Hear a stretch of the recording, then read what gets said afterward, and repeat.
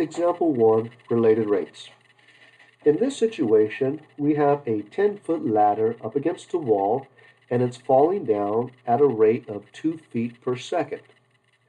Question we're going to try to address is how fast is the base of the ladder moving away from the wall?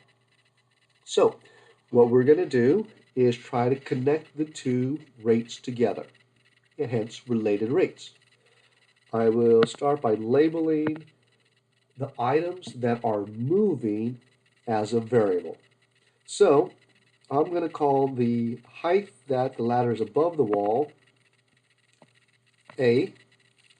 I'm going to call the distance that the ladder's base is away from the wall as B.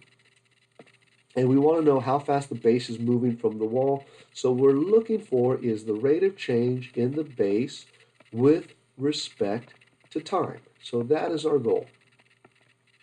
Now, in this situation, what we need to do is find an equation that connects A and B directly to each other. We know what's happening with A, we know what's happening with B. Now, so what we will do is start with our base equation. In this case, you should notice we have the Pythagorean theorem that gives us A squared plus B squared equals, in this case, the ladder's length is static, so it's not going to change, 10 squared. Now, or 100.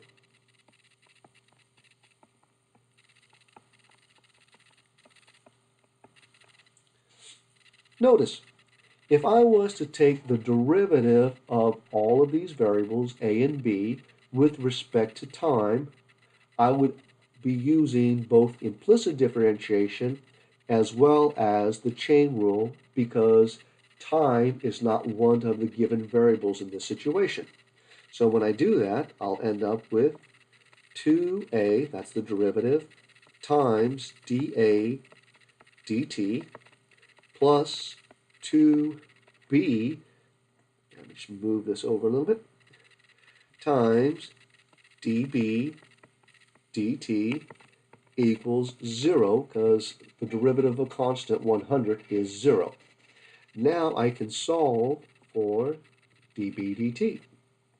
So first thing I will do is subtract the negative 2a dA dt from both sides, and then I will divide both sides by 2b, which will give me negative a over b times dA dt. So I know dA dt because the rate, let me make this a little smaller, that A is falling is 2 feet per second. So that is dA dt equals 2. The only thing else I would need is the values of A and B. So this is a dynamic situation. It's going to depend on just how far the ladder has fallen. Let's assume the ladder has fallen to a height of 6 feet, which means A is 6. If I knew this piece of information, I would have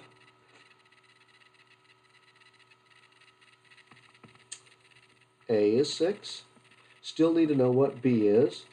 dA dt, it's falling, so I'm going to call it, let's see, it's 2 feet per second. And it's falling, so it's negative 2. And all I need to do is figure out B. Well, I would just go back into my original setup to calculate the value of B. Do that. Where A is 6.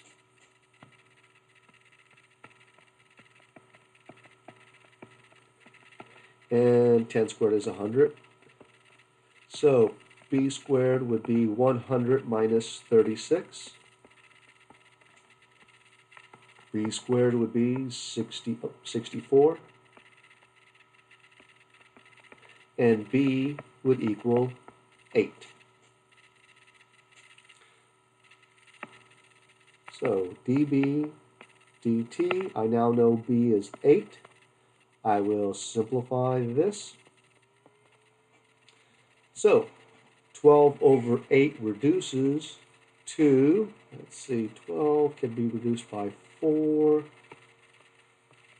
3/2 feet per second is the rate at which the base of the ladder is moving away from the wall.